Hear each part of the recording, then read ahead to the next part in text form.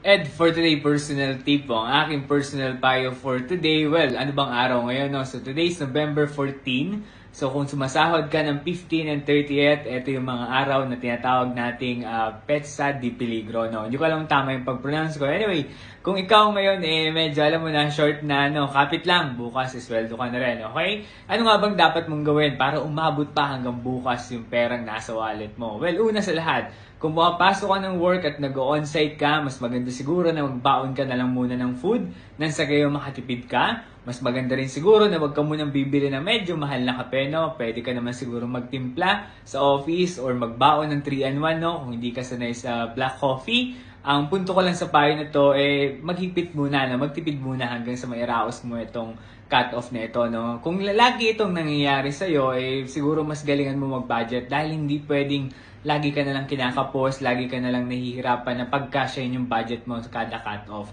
So, kailangan siguro magtipid ka, i-manage mo na mas maayos yung pagbabudget mo ng allowance mo kung nagtatrabaho ka, no? Or kung ano man, ayusin mo. Kailangan mas matuto ka mag-manage ng finances mo. Okay? Para sa ganyan, hindi ka umaabot sa mga ganitong panahon na Petsa di Peligro. Okay? Kung nagustuhan mo tong video na to, baka pwede mo pa-like, pwede mo rin palang i-share, no? At pwede mo rin palang i-like and follow yung FB page ko na Ed for Today. Pwede mo rin palang i-follow sa TikTok at i-subscribe sa YouTube. Yun lamang. Salamat!